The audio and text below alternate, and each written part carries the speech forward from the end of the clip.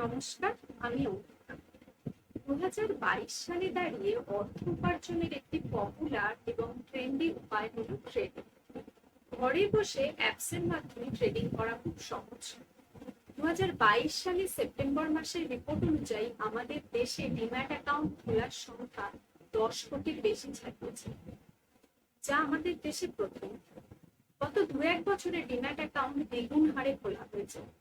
অর্থাৎ বাজারের পরিস্থিতি যাই হোক না কেন, মানুষ কিন্তু ট্রেডিং এর উপর ভরসা রাখছে এবং ভরসা করে ট্রেডিং করছে। কিন্তু ট্রেডিং শুনতে যতটা সহজ লাগে, আসলে কি ট্রেডিং করা ততটা সহজ?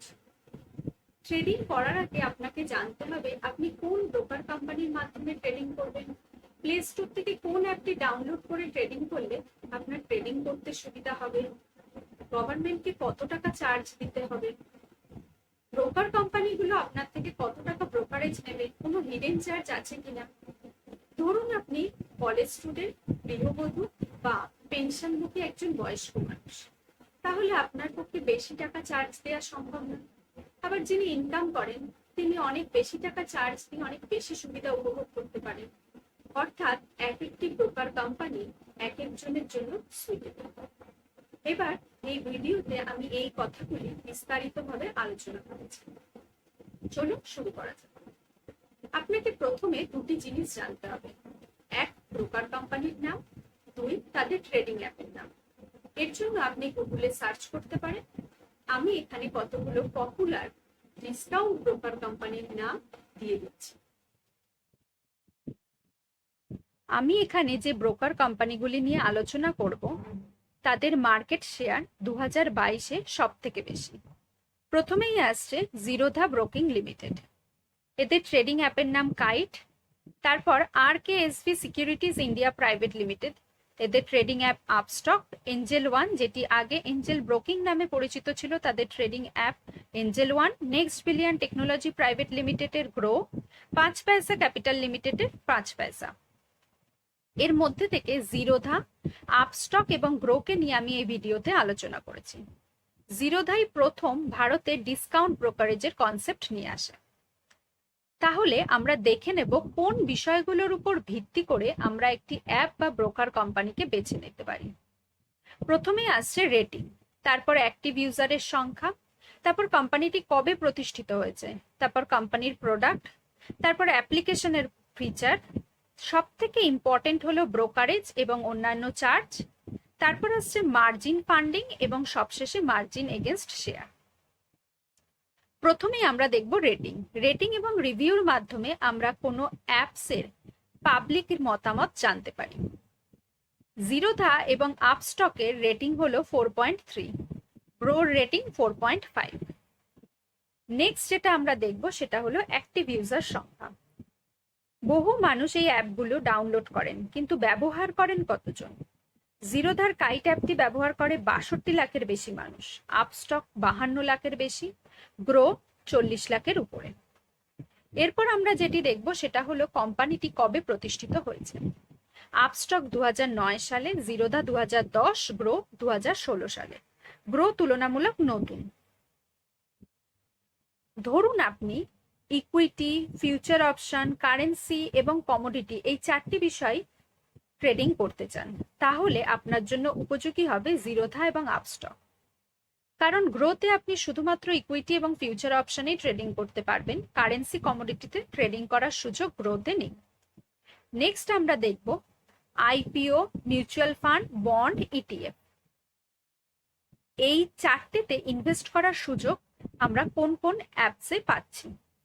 ইনিশিয়াল পাবলিক অফারিং বা আইপিও, মিউচুয়াল ফান্ড, বন্ডস বা ইটিএফ বা এক্সচেঞ্জ ট্রেডেড ফান্ডে ইনভেস্ট করার সুযোগ রয়েছে শুধুমাত্র জিরোধা এবং আপস্টকে। গ্রোতে আমরা বন্ডে ইনভেস্ট করতে পারি না। গ্রোতে শুধুমাত্র আইপিও, মিউচুয়াল ফান্ড আর ইটিএফ এ ইনভেস্ট করা যায়। নেক্সট হলো এই কোম্পানিগুলির যে অ্যাপস রয়েছে তাদের feature: delivery, intraday, stop loss, GTT বা গুড টিল ট্রিগার, এএমও বা আফটার মার্কেট অর্ডার, সিও বা কভার অর্ডার। এগুলো আমরা এদের অ্যাপসে পেয়ে যাচ্ছি। সবকটা অ্যাপসে এই 6টি ফিচার পাওয়া যায়। নেক্সট আসছে ডিম্যাট অ্যাকাউন্ট খোলার চার্জ। ট্রেডিং করার আগে আমাদের একটি ডিম্যাট অ্যাকাউন্ট খুলতে হয়। জিরোধাতে এই ডিম্যাট অ্যাকাউন্টটি খুলতে আপনাকে 200 টাকা দিতে হবে। যদি আপনি কমোডিটিতেও ট্রেডিং করতে চান তাহলে আপনাকে আরো 100 টাকা অর্থাৎ টোটাল 300 টাকা দিতে হচ্ছে। আপস্টকে কখনো কখনো আপনি ডিম্যাট অ্যাকাউন্ট ফ্রিতে খুলতে পারেন, কখনো কখনো এরা 49 টাকা থেকে 249 টাকার মধ্যে চার্জ করে। গ্রোতে আপনি ফ্রিতেই ডিম্যাট অ্যাকাউন্ট খুলতে পারবেন। এরপর আমরা দেখব annual maintenance charge. Demat account খোলার পর সেটি সারা বছর দেখভাল করার জন্য ব্রোকার কোম্পানি আপনার থেকে কত টাকা চার্জ নিচ্ছে। জিরোধাতে অ্যানুয়াল মেনটেনেন্স চার্জ হচ্ছে 300 টাকা, তার সাথে জিএসটি। 3 মাস ছাড়া ছাড়া আপনাকে 75 টাকা করে দিতে হবে জিরোধাতে। আপনি যেদিন অ্যাকাউন্ট খুলেছেন তার থেকে 3 মাস পর আপনার থেকে এই 75 টাকা কেটে নেওয়া হবে। এবার আপনার অ্যাকাউন্ট হোল্ডিং যদি শূন্য হয়, অর্থাৎ আপনি যদি কোনো ট্রেড না করেন, তাহলেও কি আপনাকে অ্যানুয়াল মেনটেনেন্স চার্জ দিতে হবে? না। আপনার অ্যাকাউন্ট হোল্ডিং 50,000 টাকা অবধি হলে আপনাকে কোনো অ্যানুয়াল মেনটেনেন্স চার্জ দিতে হচ্ছে না। কিন্তু আপনার অ্যাকাউন্ট হোল্ডিং 50,001 টাকা থেকে 2 লাখ টাকা হলে আপনাকে 3 মাস ছাড়া ছাড়া 25 টাকা করে দিতে হবে। 2 লাখ টাকার ওপরে হলে 75 টাকা করে দিতে হবে। আপস্টকে অ্যানুয়াল মেনটেনেন্স চার্জ কখনো কখনো ফ্রি, কখনো কখনো এরা 150 টাকা তার সাথে জিএসটি নেয়। গ্রোতে অ্যানুয়াল মেনটেনেন্স চার্জ সম্পূর্ণ ফ্রি। এরপর আমরা এই ভিডিওর সব থেকে ইম্পর্টেন্ট পার্ট হলো ব্রোকারেজ এবং অন্যান্য চার্জ, এটি দেখব। ব্রোকারেজ ছাড়াও আমরা গভর্নমেন্টকে কিছু টাকা ট্যাক্স দিতে হয় ট্রেডিং করার সময়। এই চার্জগুলোকে আমি দুটো ভাগে ভাগ করেছি, একটি ভেরিয়েবল চার্জ, একটি ফিক্সড চার্জ। ভেরিয়েবল চার্জ বিভিন্ন ব্রোকার কোম্পানি আলাদা আলাদা নিয়ে থাকে, কিন্তু ফিক্সড চার্জগুলো যেহেতু আমাদের গভর্নমেন্টকে ট্যাক্স হিসেবে দিতে হয়, তাই এই চার্জগুলো সব কোম্পানির ক্ষেত্রেই সমান। ভেরিয়েবল চার্জের মধ্যে রয়েছে equity delivery charge, equity intraday charge, depository participant charge. এখানে আমি শুধুমাত্র ইকুইটি নিয়েই আলোচনা করেছি, কারণ ফিউচার অপশন, কারেন্সি এবং কমোডিটির ক্ষেত্রে এই ফিক্সড চার্জগুলি আলাদা হয়ে যায়। ফিক্সড চার্জের মধ্যে রয়েছে STT, stamp duty, transaction charge, SEBI charge, GST. প্রথমে আমরা দেখব ভেরিয়েবল চার্জেস। প্রথমে আসছে ইকুইটি ডেলিভারি চার্জ। জিরোধাতে সম্পূর্ণ ফ্রি, আপস্টকে 2.5% অথবা 20 টাকা, দুটোর মধ্যে যেটা কম হবে সেটি নেওয়া হবে। গ্রোতেও একইভাবে 0.05% অথবা 20 টাকা, দুটোর মধ্যে যেটি কম হবে সেটি নেওয়া হবে। ইকুইটি ইন্ট্রাডে চার্জ 0.03% অথবা 20 টাকা, এখানেও যেটি কম হবে সেটি নেওয়া হবে। আপস্টকেও 0.05% অথবা 20 টাকা, আর গ্রোতেও 0.05% অথবা 20 টাকা, দুটোর মধ্যে যেটি কম হবে সেটি নেওয়া হবে। এরপর আসছে ডিপোজিটরি পার্টিসিপেন্ট চার্জ বা DP charge. Depository participant charge আমাদের দেশে নিয়ে থাকে NSDL, national security depository limited, অথবা CDSL, central depository service limited. এর সাথে ডিপোজিটরি পার্টিসিপেন্ট অর্থাৎ জিরোধা, আপস্টক বা গ্রো। জিরোধাতে ডিপি চার্জ হলো 13 টাকা 50 পয়সা, আপস্টকে 18 টাকা 50 পয়সা, গ্রোতে 13 টাকা 50 পয়সা। এরপর আমরা দেখব ফিক্সড চার্জেস।